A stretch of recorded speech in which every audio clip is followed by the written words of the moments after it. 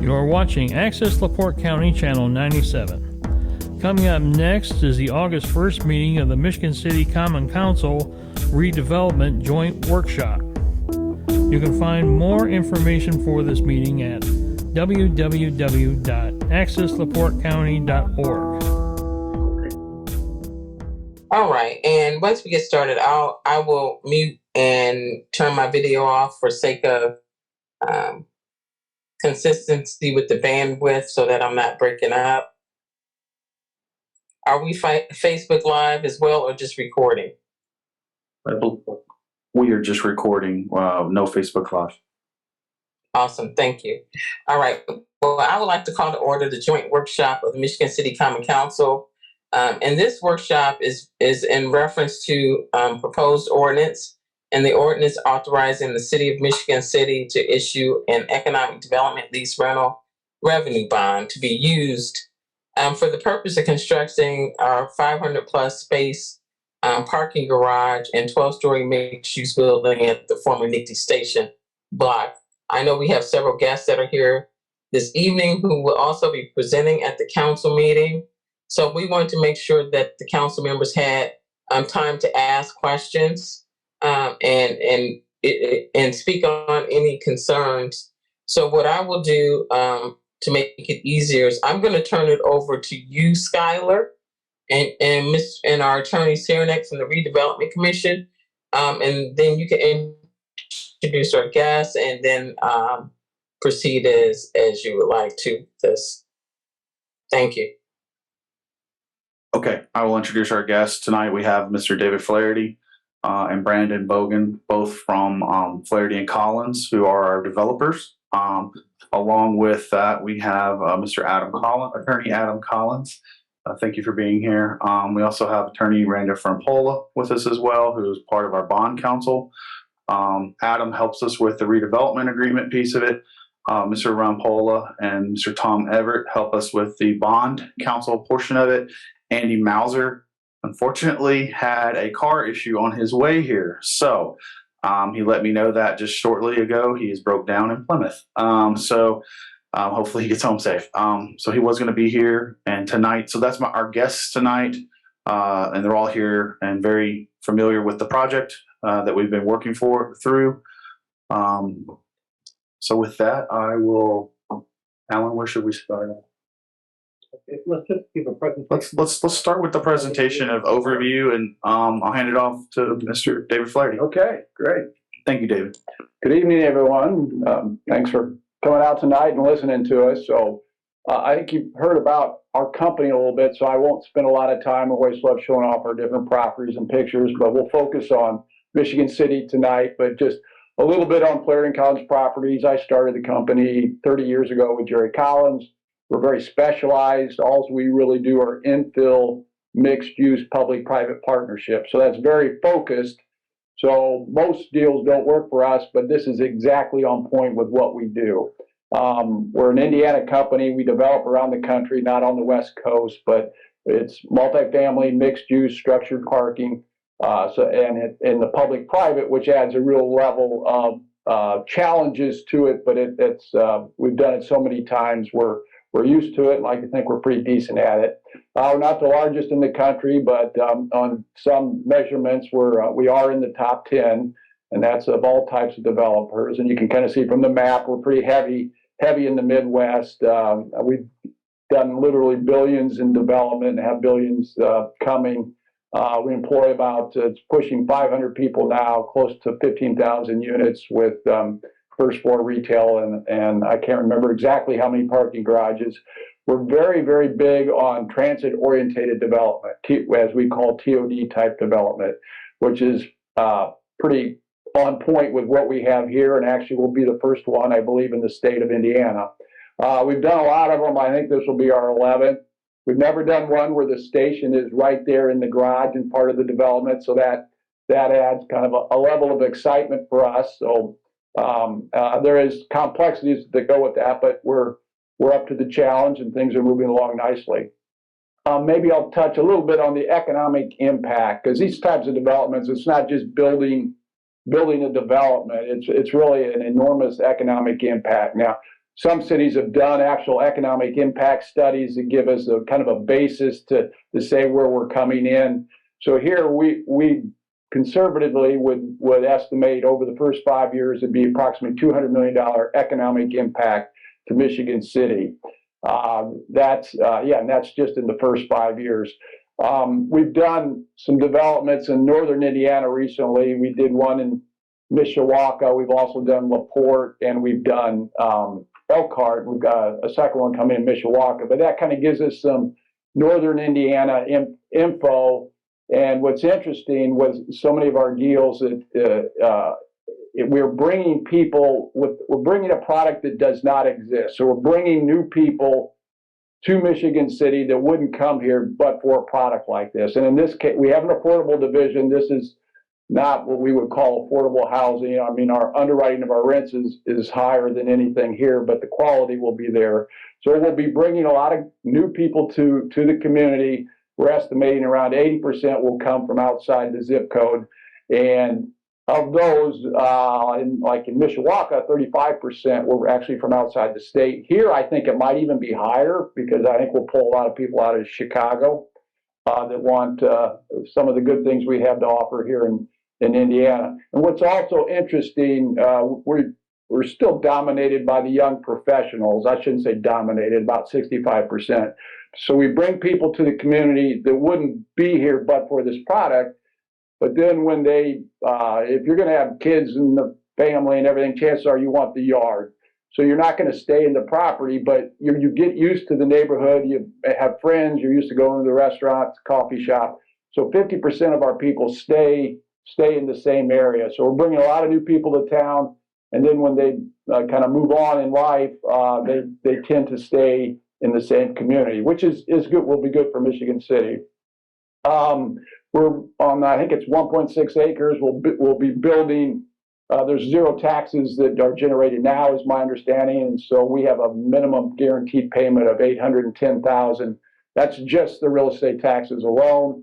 We will also be generating millions of dollars in sales tax through through materials that are purchased for the construction, and then bringing new people to the area with good incomes that will help generate additional income tax as well. So you've got all those things flowing in on land that's currently not generating anything at all. And this, I think, fits with this part of the $1 billion or $2 billion investment in the South Shore and the Westlake. It's to make Indiana more attractive and maybe pull people out of Chicago. So come live in Indiana, pay your taxes in Indiana, invest in Indiana. And then if your job happens to be in Chicago, you jump on the train and you can go to downtown Chicago. And so with the dual tracking, that will all be more convenient. We also think when they get here in Indiana, they may have a job in Chicago, but long term, it'd be nice to think that job or that business may come to Michigan City as well. So that, I think what we're doing is just right on point with what this major investment that's it's federal money as well as state money and city money is. And so that this will be kind of the flagship for everything on both rail lines and kind of really kicking it all off. So one more slide that's Tyler. Nope. So did we get everything? I think we got it. Okay. And then I think next we'll kind of get into the specifics of the property. And just my partner, Brian Prince, who is the most knowledgeable, so you're getting the B team tonight, but Brian is, his wife she said, the baby's kicking, so it's due any minute. It's his fourth child, but he's been here most of the time, but he couldn't be here tonight. But then Brandon Bogan, who's my partner who runs architecture and engineering for us, he's here and can talk a little bit more specifically about the development itself. And then obviously questions at any time, we're happy to answer.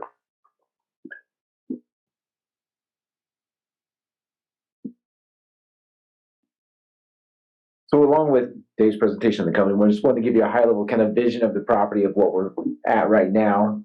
And we've got a few slides in here just showing the overall property. Obviously this development consists of a 12-story tower along really 10th Street in Franklin. And then we've got the lower kind of mid-rise section that's 5 stories along the tracks. And in the foreground here, you can see kind of the primary section of the mixed use component with the restaurant right there at the corner at the tracks there at the tracks in Franklin. And in the background, the red brick section is actually the parking structure. And I'll go to a site plan here in a second to explain that a little bit further. But highlights within there, obviously, this is the parking structure here, as well as you can see the historic facade of the original train station that's been meshed into the facade. We worked closely with your Historic Preservation Commission to come up with a design that was contextually fitting with making that historic facade blend in, but it also be set apart from the overall structure. We want to make something that's really a design that's timeless, and it also shows the progressive nature of Michigan City. This is an overall kind of just aerial view of the site. So you can see the left side of the screen there, the U shape is actually the residential tower. The upper portion there at 10th and Franklin is the 12-story, and then the 5-story section is down adjacent to the tracks. And then the right side, the square you see with the green on top of it, is the parking structure. And this just is a site plan down at ground level showing you how this works out. Basically, the way this structure is set up is all of the parking structure on the right-hand side, and we've got the actual station component for NICD meshed right into the side of that, so you'll be able to walk straight from your car through the station and then right out onto the platform. And then the U-shaped portion of the building there, which is the residential component, on the first floor, we're going to have the retail section. We've got about 5,500 square feet of commercial space right there at Franklin and the tracks. So it's set up perfectly so that people coming off the South Shore line can come right in, whether they're grabbing dinner or whether it's one of our residents there stopping in as well. And then beyond that, we've got a lot of our residential amenity spaces. They are facing Franklin. And those are going to be our leasing spaces as well as clubroom spaces, our fitness room, and all the kind of resort style amenities that we put into our properties to attract the residents we're looking for in this property. And then we want to run just through a few views to give you a little bit of an idea of what this building is going to be. Here in this is actually a view into the lobby space. So you're seeing as you're just first walking into the building. And then the next slide actually shows up to the top. So one of the things we try to do is make sure we're meshing in a lot of the history of Michigan City within this in a modern way. We're doing things such as integrating some of the boards showing the transit line coming in and making sure we're highlighting that because that's obviously an extremely important part of this TOD development. This is a view space into the club space. This is going to be gathering spaces off to the left. You can see some of our male amenities as well as just a lot of gathering spaces for residents to come down and be part of the community within the building. This is just an additional view of that kind of as you're walking out into the courtyard space a little bit further into the development. This is a view into the fitness space. Fitness space is a great component within this and one of our high demand amenities within our buildings for both the empty nesters, as Dave mentioned, as well as our young professionals, highly in demand amenity space. And then you jump up on top. So this is the sky deck, which is going to be one of the most impactful views from this property. When you get up here, you can see all the way out to Lake Michigan and see all the way down Franklin Street, see all the highlight and activity happening within Michigan City. And I think this is going to be a spectacular view from up here. We've connected in, we've done a lot of outdoor spaces with some lounge seating, some fire pits, but to really create this space where the residents can come up and hang out and get just such a spectacular view of what Michigan City has to offer. Inside from here, we're going to have what is basically a skyline club. We've created a community space up here, which is directly connected to the sky deck, which will be basically accessible for residents to come up here and hang out, enjoy the views, and enjoy the community within the building. And we've got several views within this space. It's connected in. We've got one of the things we do within our community spaces is developing spaces for all types of individuals from the different demographics. When you have young professionals, empty nesters mixing together, we need to create a lot of different types of spaces for them to utilize. This is showing one of our video rooms where we'll actually have spaces where you can come out and watch the football games and enjoy the space. And this is just a view out. This is the kind of main view within this Skyline Club area where you can see the bar area in the center, as well as opening up to the skyline views all the way around for the property. And that's kind of our overall highlights of the building and what we've looked at. Essentially within the property, we've got 220 units and 500 plus parking spaces. The breakdown of the units, we've got about 12% studios, 68% one bedrooms, and about 20% two bedrooms in the property. Thank you very much. If I may, how much does it cost to rent or own? We never know for sure until we open, but what we're projecting is and we'll have some studio units, so you'll be able to get in for approximately $1,500 per unit, and then from there it will go up to the penthouses will be north of 3,000. 1,500 sounds like a lot, but that would take an income of approximately 53,000 household income would qualify for kind of the entry-level apartments. Okay, thanks.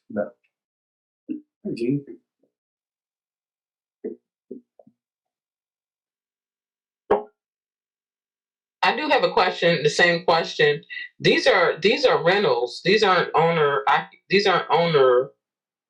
Are there going to be? Is there going to be a breakdown of owner versus rental? I thought these were apartments versus owned. You're correct that these are rental. The product is what we call it caters to the renter by choice. You can afford to own something, but you want the amenities, the lifestyle, the ease of living where we do, and so they're all rental. You would never be able to finance this as a condominium today. You can hardly finance anything today. Fortunately, Horizon Bank agreed to be our lender on this. So, and just our model is then we kind of control it long term. You're dealing with one owner versus multiple owners. So it's designed as a rental product. But I can tell you the average incomes, although 50-some thousand will allow you to move in, I would guess our average incomes will be north of 100,000.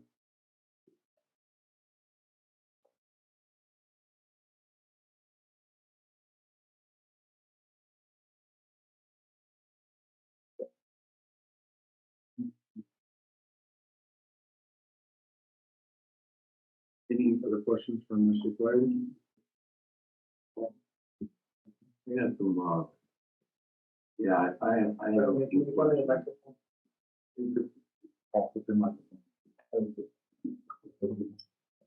The time frame, what's your time frame of start and end construction? We start on the garage first, and that is scheduled to start mid-September. Is that right? Yeah. So a little over a month from now. And then shortly after that, I think the bonds take until October or something. So we're more into October on starting the tower. And then it's approximately a 2-year process from start to finish. Okay. And you said something about Horizon Bank is your lender. Are you getting any kind of interest break on the way this thing is being financed and through Horizon, or the package that we have here on how it's being put together financially? Are you guys getting any kind of tax credits to help finance this? Yes, there's tax credits coming from the state, and that's kind of independent from Horizon. Today's world, a bank willing to loan you money is like doing you a favor almost, but we have a very good relationship with them and have been talking to them from the beginning. They're giving us, I'd say, a pretty good interest rate, especially in the current environment that we're in. Okay, how much tax credits are you getting from the state? I believe it is 21 million. 21 million, and then we sell those credits, so we don't net 21 million, but they're awarding 21 million. Ends up Right, being no, about right. 17. I understand what you're talking about. It ends up being about 17.4 net, if I'm not mistaken. Somewhere around there, 18. So that sounds about right. And then part of that's a loan that may or may not be paid back depending on how the property performs. Okay. Okay, thank you. Any other questions? I have a Yes, question. Oh, Go ahead, Angie. Okay, my question is around as you're building this, will you be able to rent as you go, or is it you have to complete the whole entire project before you can start allowing people to live there? But that'll be a discussion we have with the city on the building permit side. Historically, we've been able to, and this is all one 12-story steel structure, we generally are able to open some of the floors while we're finishing off the other floors. But like the tower crane, those things, all the skin, everything would be done before anyone moves in. The lobby area, the amenity areas would be done. So that it may be 3-4 months of people moving in, and we're still kind of doing finishing work on some of the final units. Yeah, we've kind of internally had that discussion with Flaherty and Collins about kind of a rolling C of O process where we get 2 floors open, move in, and then we move 2 more floors, sort of like that. We haven't discussed which floors yet or anything like that. We haven't got down to that granular of figuring that out, but we have talked about C of O's allowing people to move in as we kind of rolling moving in, if you will. So.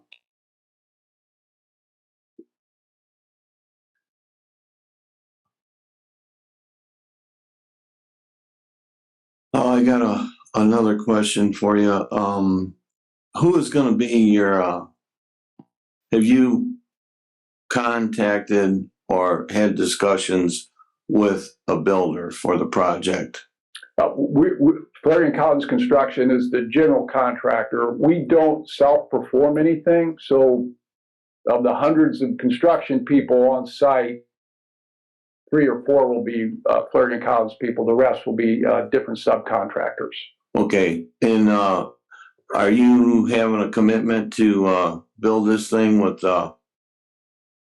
U.S. Steel and union labor? I don't know about the steel. On a job like this, we would have a pretty high percentage of union. It's not a project labor agreement, but we would anticipate a very high percent will be union. Okay, what about that steel aspect? Because I would imagine there's going to be a high amount of steel put in there with beams. Yes, it's what's called metal stud, and I don't know. I'll have to find out where that's coming from. Okay. Thank you. Yeah, the garage has another component to it, just so it's a Buy America, because it actually is a federally funded. The garage is a federally funded project, that portion, so that does kick in all those rules with the federal project. I'm looking at the total project. Thank you.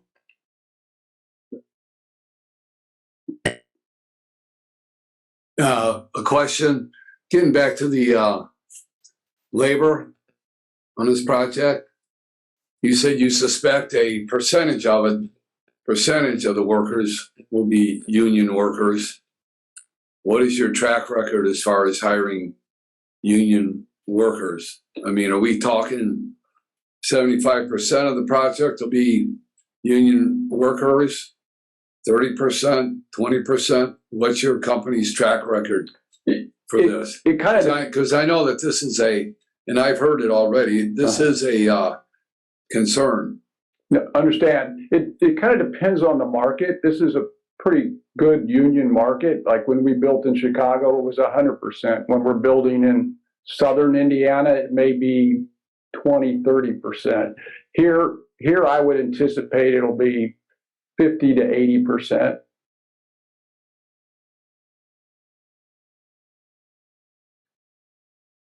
I'm just curious. So with these rentals, do you already have someone in mind for property management?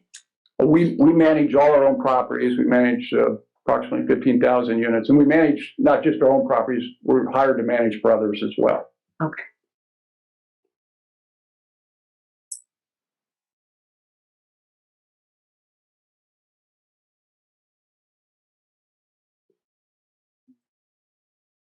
What's the name of the company?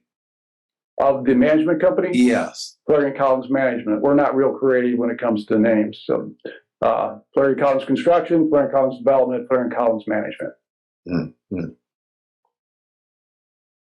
I got another question for your team. You know, it amazes me that you can't give me a definite how much of this steel is going to be from, or if it's specially cut, or if it's specially performed on what's going to go into that structure, because this is a heavily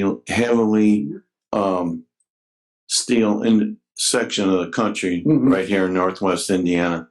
And after working in the steel industry for over 50 years, I have a problem with not being, you cannot give me some concrete figures, because I do not want to come away from voting on anything and then find out a whole different set of scenario while the thing's being constructed. And I know that Horizon is a local lender, and that's good. But, you know, I, as a representative of the area I live in, and as many steel workers live in this county, I think it behooves me to ask that question and to get an answer of some substance, you know, so. Yeah, I can tell you this. I mean, the final plans have just recently been completed. So we're out talking to subs right now. So we would be, and we've done outreach, all kinds of things. If there's somebody in particular, I would guess we've already talked to them, but if there's someone we should be talking to, please let me know, and we'll call them up tomorrow and say, hey, please take a look at this. We'd love to have you do it. Well, tomorrow might be too late, since you want us to vote on it. It's on the agenda tonight. Totally understand. I'll commit that. Yeah, we don't vote. Can I interrupt? Can I interrupt? We don't vote on this until the next meeting. Okay. Oh, okay. All right. Then we do have some time to do some discussion. Good. All right. Thank you. Councilman Simmons, if I can just respond to one thing that you raised, because it's an important point. Mark, Sure. just make sure you're speaking into it. I can. Look at my phone. The point you raise is good. One of the things that the Redevelopment Commission has learned over the years. Can you get in the mic there so everybody can hear you well? That I would be rude not look at you, okay? One of the things that the Redevelopment Commission has learned over the years is the importance of having a management company that is not just going to come in for the first year or the second year and then farm it off to somebody else. I think one of the things, among many things, but one of the things that really attracted the commission to Flaherty Collins is exactly that point, that they're going to be here. They're going to manage, they're going to care for their own property, their own building, their tenants, and not farm it off to anybody else. Flaherty Collins has the track record of their management company stays with the building, stays with the ownership. And you just raised a really good point on that. And while I would like to say the Redevelopment Commission really worked hard to make sure we had somebody that was going to do that, or certainly paid attention to the management aspect of this project, it came with it. We didn't have to do a whole lot, but clearly that was something that attracted us. Yeah, we manage all our own properties. We hold long-term. We're the typical model today in development, build and flip. And that's not our model. So we'll even commit that we won't sell the property. We'll hang on to it. So we're the ones you can talk to if there's an issue.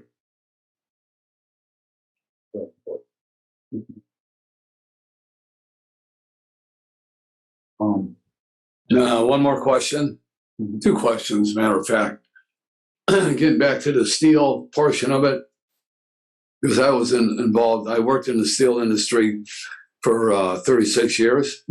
So I'm very committed to that industry and what the American steel industry supports families with a union wage and a decent wage.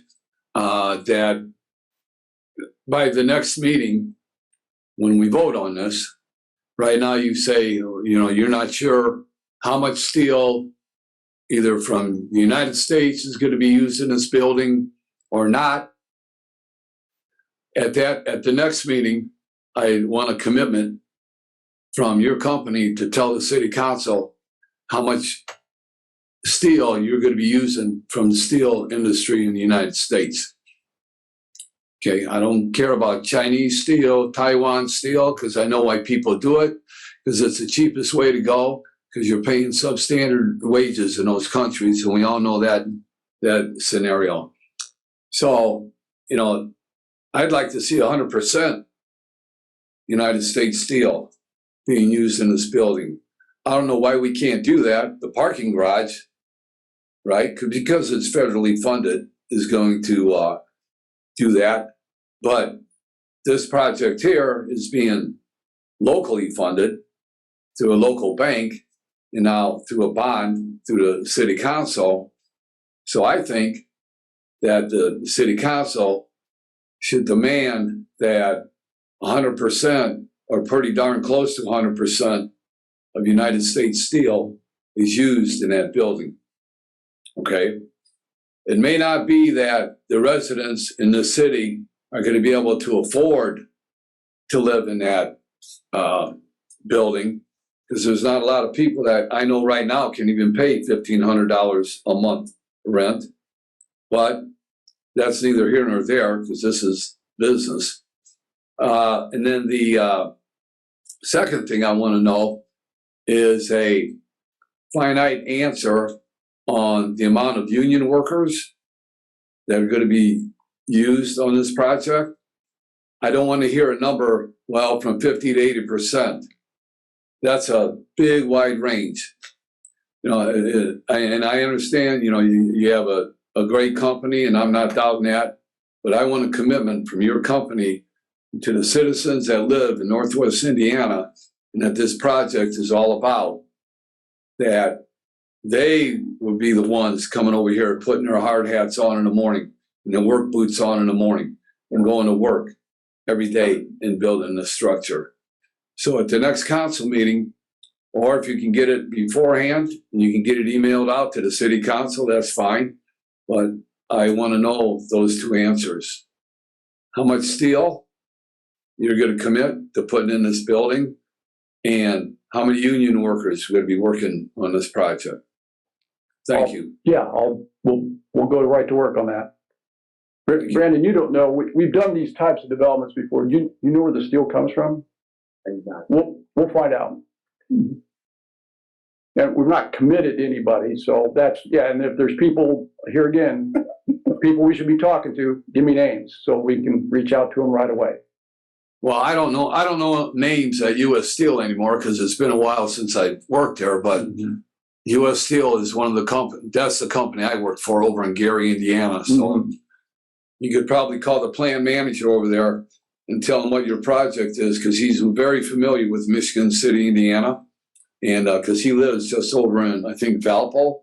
So he knows what's going on over here. Sure. And I bet he would be more than happy to get you guys in contact with his vice president of sales and get things rolling for him. Okay, we'll call him up. Okay, thank you. Well, I have well, this is about the bond, number one, but I would want to say too, though, it's not just United Steelworkers. We're talking the Carpenters Union and multiple different unions. So, you know, our contact that we've been working with is with the Northwest Indiana Building Trades as well. So I know Randy Palmatier is the Northwest Indiana kind of rep. So I don't think that we're behind the 8 ball on it. But I would want to know if you provide that information, also share, we know what our bond, what the numbers are and all of that as well. So I think there's a lot that can be shared, but just also know that there's a cost that they've put together. And I just want everybody to be reasonable and understand that. If there's a shortfall, in any way, what that could look like. And I'm just trying to be the devil's advocate so that people understand. Nothing more, nothing less. So those are just my comments. Any other questions? I know it's 5:39. Any additional comments or questions from the council? I see, I know Mr. Dabney, you were on the team that was a part of the selection process, so I don't know if there's any additional comments you had. No additional comments. I was just waiting for us to get into the bond as you were talking about to explain that how the bond works. I think there's gonna be some questions that come up about that from the council here. So I was waiting on us to get into that portion of it. Absolutely. If there's no more questions for Mr. Flaherty, I would thank you for Thank all of you. Thank you. Let you guys take seat, and I'll bring up Mr. Randall from Polo to kind of run through the documents that you guys have copies of, and just kind of give a quick, or not quick, but an overview of how all this works. Good afternoon. I'm Randy Rampolo with Barnes & Thornburg with offices over in South Bend. I think I had passed out, and I'm happy to do it again, the chart that kind of showed the bond structure. So yeah,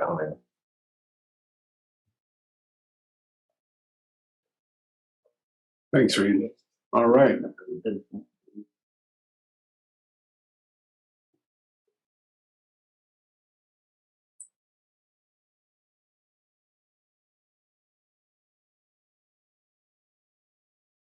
So what is being proposed is an economic development revenue bond. I think we had talked in prior meetings that the city has in prior years used the Redevelopment Commission and the Redevelopment Authority to do lease rental financings for public infrastructure projects. This bond structure provides for an economic development revenue bond that allows the proceeds of the bonds to be used for this project that was just discussed. As set out in this structure, the bonds would be issued by the city, and hence the bond ordinance that's on your agenda for second reading this evening. And it authorizes up to not to exceed $22 million of bonds. Those bonds would be supported and paid for from tax increment revenues from the project.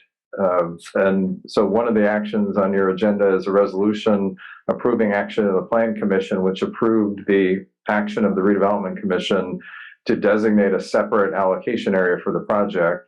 The other sources of revenue for the project would be the TIF revenue from the north and south areas. And so a part of that was also then to consolidate, the declaratory resolution was to consolidate the north and south TIF areas.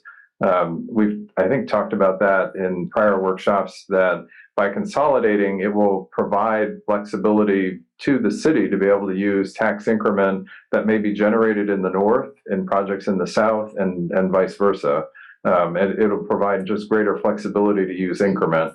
You may recall you approved the double tracking financing that was part of the initial financings that Michigan City, South Bend, St. Joseph County, and LaPorte County, I think, paid cash, didn't do a financing. But that double tracking used or is using TIF revenue from both areas. Apologize, I'm focused over there. But using increment from both areas. And at the time, we didn't feel the need for there to be consolidation because of the transformational nature of the double tracking project. This project fits that category as well. This project is expected to be transformational for the city of Michigan City, and will positively impact the south area as well as the north area.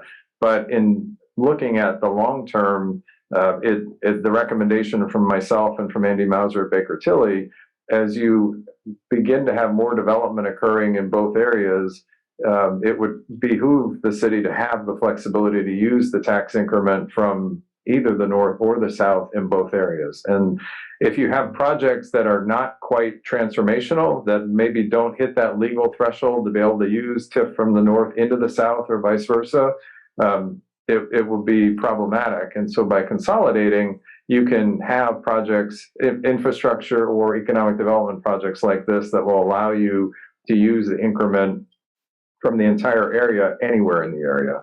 And so that was another reason for the consolidation. So we have the project increment that will be available here for this financing.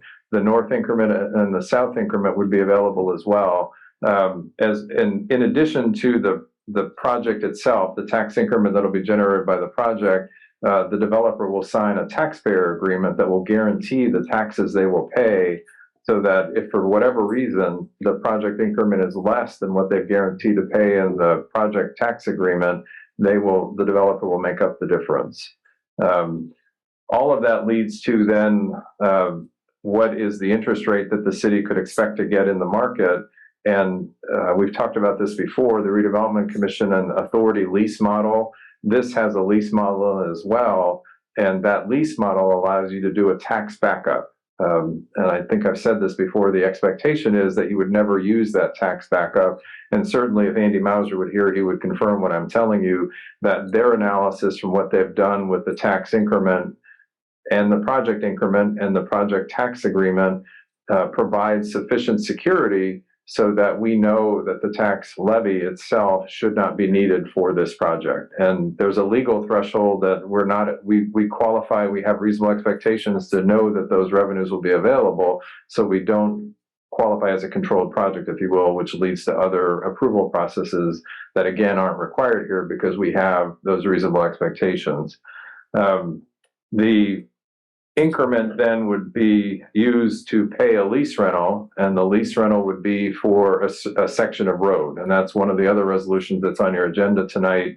To pay the lease rental, to pay the bond, there has to be something that's leased. And so between the building corporation and the Redevelopment Commission, we would have a lease that would provide for the lease of Michigan Boulevard. And again, one of the other resolutions is approving the form of the lease.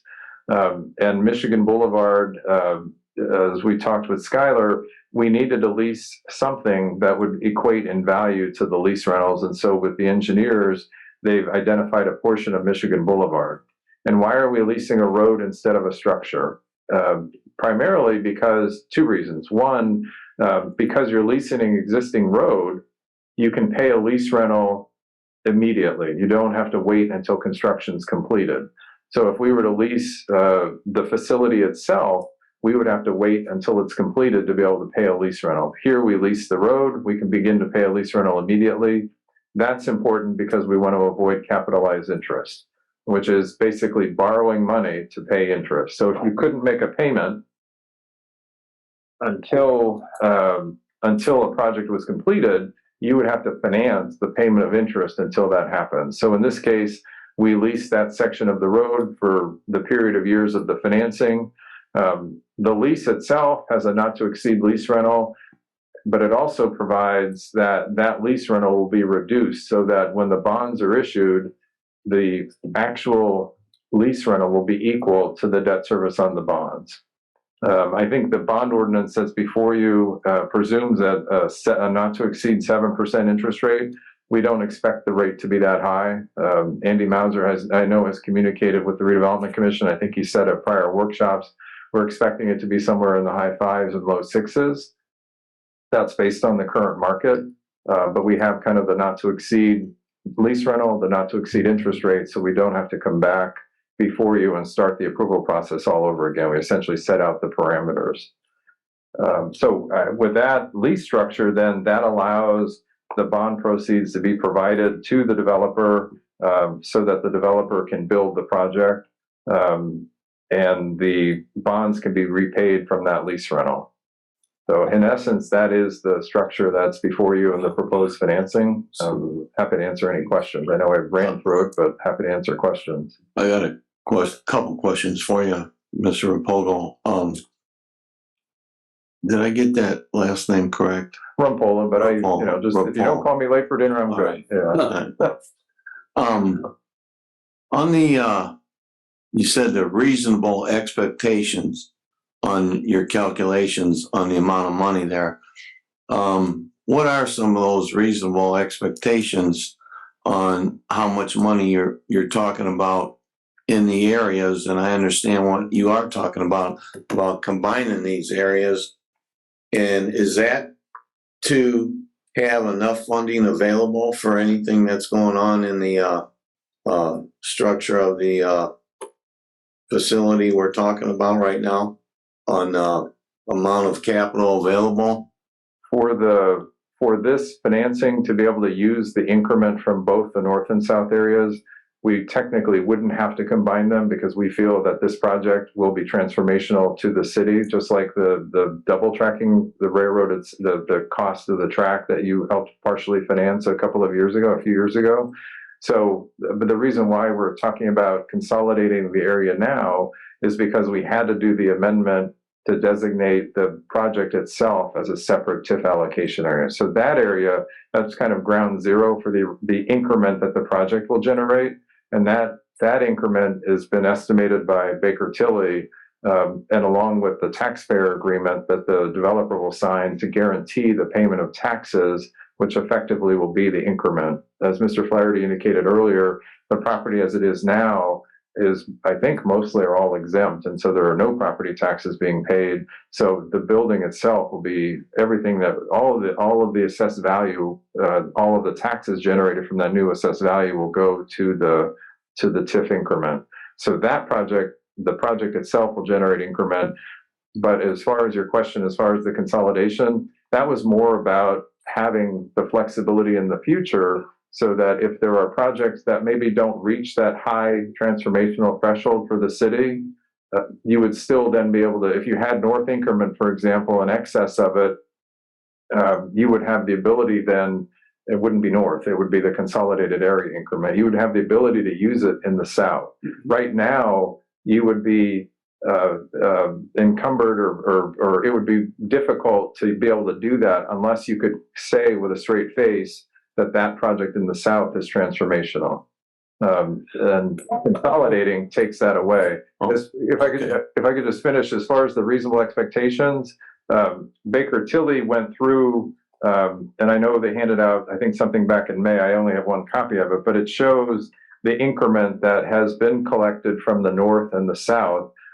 From a reasonable expectation standpoint, both of those projects or both of those areas have been around for a long time. And so they can say with certainty what the increment has been collected and projected going forward. As far as the project, they worked with the developer and worked with the assessor, and frankly, they've worked with other communities as we have as lawyers who have done projects similar to this. Mr. Flaherty mentioned the project in Mishawaka, the project in LaPorte, and I know Baker Tilly was involved in those.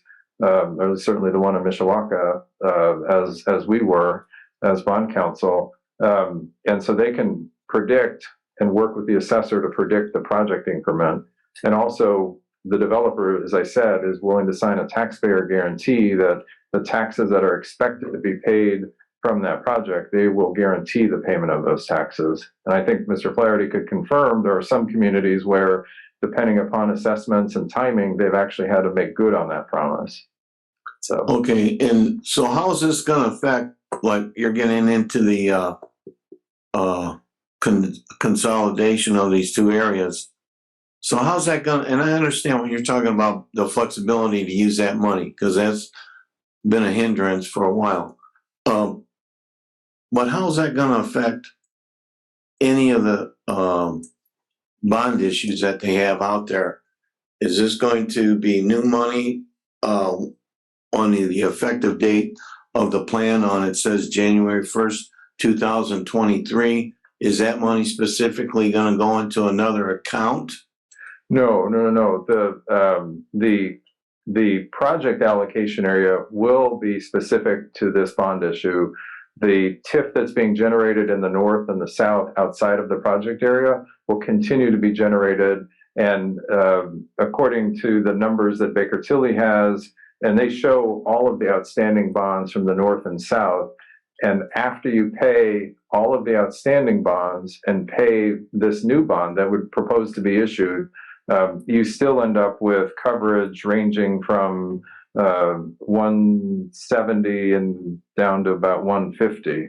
So you have 150%. So for every dollar of TIF that you would have necessary to pay the debt service on these new bonds, or I'm sorry, all of your bonds, for the dollar you would need to pay debt service on all of the outstanding bonds, including the new bonds, you would still have 50 cents left over. And so what they're showing is you would have that money available to continue to do pay-as-you-go projects, because that's always a concern in communities. You don't want to use all of the TIF so that you have no money left over to do pay-as-you-go projects, meaning infrastructure, smaller projects that you don't have to finance. So this would allow you still that flexibility. And certainly that's been key as you've done redevelopment authority, redevelopment commission financings over the years. You always want to make sure, and Skylar can comment to this as well, you always want to make sure there's sufficient money remaining, not only from a coverage standpoint for security, but also that you then annually can spend that coverage. You would have that money available to spend annually every year. Okay, final question for you, because it's been a question of concern for myself for years here on exactly what you're talking about, doing these small projects. Would sidewalk installation be considered a project that would be eligible to use TIF funds? Say that you're going to do a sidewalk project, you're going to remove and replace sidewalks for pedestrian right-of-ways that are deficient now? So tax increment has to be spent on projects that are either in or serving or connected to the existing TIF areas. So if you're within the existing TIF areas, then the next level of questioning you would ask is there an economic development purpose? Are you doing this to promote the creation of jobs or economic development in the community? There are certainly examples where road reconstruction and sidewalk replacement can be deemed to be that. But to the extent you're using TIF revenues across the city or even across your areas, just simply to do sidewalk replacement, just because the sidewalks are cracked and they need to be replaced, and you can't really point to an economic development purpose, then it becomes a little bit more troublesome, and the State Board of Accounts might be curious as to why you're doing that. So I apologize. It's a lawyerly yes and no answer. Yeah, I understand your answer. There's there are definitely examples where you It's can't do iffy. It's iffy, and there's only been one project that I know of in the state that's been a major concern, and this keeps coming up in our community. That's why I asked the question. But I appreciate your answers, Randy. You're pretty, knowledgeable on. I had a concern on the money fact of where we're going to be at with creating this new entity. So Thank you. I can just, and again, I'm filling in for Andy. God love him. He's stuck on the US 30 there. But from a dollar amount, there is estimated increment remaining. The other thing I should say, your north and south TIF areas will begin to expire. If you may recall, you created these TIF areas at various times. You've expanded them. Then when we refer to the north area, it's a variety of separate allocation areas, each with their own lives, and they begin to expire. So the financing that has been put together, and the same is true of the south, the areas begin to expire. So the increment overall would begin to drop off. And that's why the financing is structured to pay more of the debt service early on, to take advantage of the increment while it's there. But even after, again, all of the bonds that are outstanding and the new bond that is proposed to be issued with your bond ordinance, the increment ranges from $1 million. Current amount is in 2023, there'll be close to 4.5 million, but it does begin to drop off, not because of the bonds, because the bonds are structured to pay off, but it's because your areas begin to expire, and all of that assessed value will go back to the overlapping taxing units, which in a sense is what TIF is designed to do. It's designed to provide for this type of public improvements and private development, increase the assessed value, and then have the assessed value roll off and go back to the overlapping taxing units. Great, thank you, Randy. Any other questions? If I could, just want to get Attorney Collins up just to run through city commitments real quick. I know we only got theoretically couple minutes, but let's take some time and do that while I got you guys here. Is that okay? And I can reset it just for an hour. You have time. Okay, excellent. Thank you. Is that okay? And I think I can make it pretty quick too. Adam Collins with Wallach, Summers and Haas in Indianapolis, and as Skylar said earlier, I help Alan on the kind of redevelopment components of these projects. But really what you find out in most cities, economic development, urban infill projects tend to be about parking garages. And so one of the questions that I was asked to kind of fill some information on are, what are the city's continuing obligations, city and the redevelopment commission, I'll kind of use that term interchangeably, but what are the city and the commission's ongoing obligations and rights as it relates to the project? So once the project's funded, completed, what makes this a little bit different than maybe some of the projects you've done before is the presence of a 500 space parking garage that's going to be there. And with that parking garage, you know, we typically look at these things as two different bundles. One is, what are your rights? The second is, what are your obligations?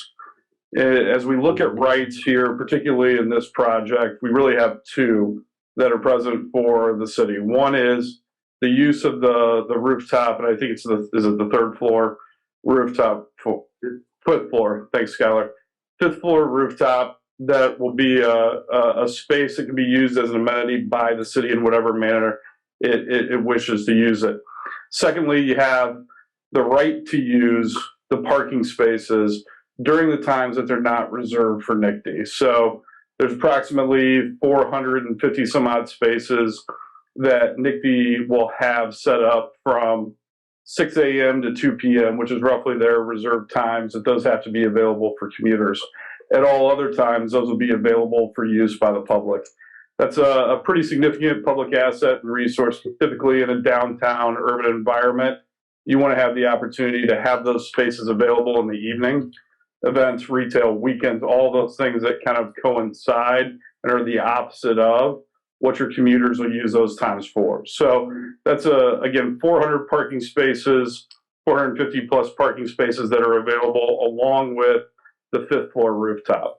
In terms of what the obligations will be, the garage will be owned by the commission. And the reason for that is it decreases the ongoing operational costs as it relates to taxes there, because the large user there is really NICD. And so they're not going to pay property taxes on their usage of the parking garage. The garage is owned by the commission, operated by the developer. And the reason for that typically is they have to be able to control their spaces. And in most cities and across the state, it's much more effective to have the developer do it overall. You don't have to have commission go hire somebody to kind of manage their space, whatever else. So in this case, given the different number of users we have here between the commission, the developer, and NICD, the developer will ultimately be responsible for managing the operation of that garage, subject to terms that we agree to. In addition to the commission's obligation. Can you clarify who the commission is so that everybody knows? Redevelopment Commission. There you go. Thank you, Counselor. So in addition to the rooftop space, which the commission will have the responsibility to operate and maintain. So that'll be one area that the developer doesn't operate. That'll be something that the city will have to find someone and the commission will have to find someone to operate that element of the project. But in addition to that obligation, the commission's only real remaining obligation on an ongoing basis will be to fund its proportionate share of the operating expenses of the project. And how those are determined in any project like this really have to do with the proportionate usage of the project itself. And that'll be based upon the the fifth floor parking rooftop space and any parking spaces that would be reserved to the commission itself. Right now, we don't think there are going to be any specifically reserved spaces for the commission. Those will all just be general and nighttime spaces that are available for use by the public itself. So no need to reserve those spaces specifically and incur costs when you have the right to use those along with everyone else.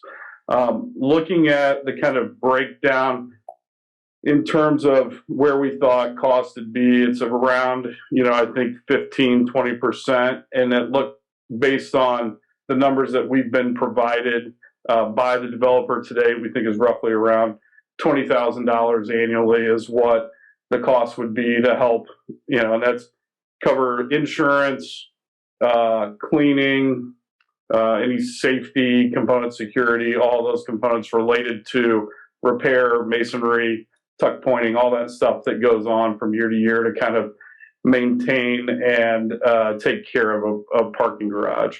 Those are things, again, structurally really similar with what we see in the work we do across the state of Indiana and how these are managed. And so that's really the ongoing kind of obligation and rights that the commission and the city on its behalf have. Happy to take any questions you might have at this time. Yeah, just so did you say that is it going to be the city or the redevelopment commission responsible to pay that $20,000? Redevelopment commission. Thank you.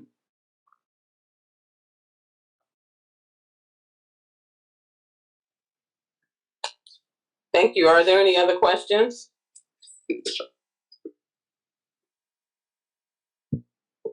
Nope. All right. Well, I'm sitting in the car, so. I got one question, and that is, what triggers the mechanism to build on top of the parking garage if it's deemed that there's more spaces needed? And I'm sitting here thinking about the amount of spaces that you said are reserved for NICDA, and how many rental units are going to be in that structure, and where are those people parking? So that's the reason for the additional parking in there. So instead of 437, we're at 550. Those are the additional parking. We're only required to give NICD 437, if I'm not mistaken. That's the number. So are you guys building an additional floor, or are you making the spaces smaller? No. Some people, we know some people won't have cars, they'll commute. But we asked, the other question you asked was, when does it trigger that we build above? The idea is that we don't build above. In our agreements, we have the right, the Redevelopment Commission has a right to provide parking somewhere else to meet those demands at a time when, yes, NICD decides they need 1,000 spaces. Oh, okay. So we could build another garage if we needed to. Or just that's an important question, because building on top of that would be expensive unless you design it now. Absolutely. The idea would be not to, I mean, in downtowns, we don't want to demolish all of our buildings because then we lose all our tax base. We want to build up with and a garage makes fiscal sense, from a standpoint of tax base. That's what we would look to. Yeah, and even during the construction of this project, we've identified parking that we probably could use into the future. So, I don't foresee it, especially since we're putting the green space on the top of the parking garage. You are absolutely correct. I've already identified about 800 parking spaces, not on street. At a time when we needed that, I'm sure we could negotiate parking, easements, things of that nature. We'd have to negotiate things like that. All right. Any additional questions? With that being said, I will close the workshop and thank everybody for participating, and continue to ask those questions on second reading tonight, so that the public can hear. Thank you, everybody. Okay, thank you.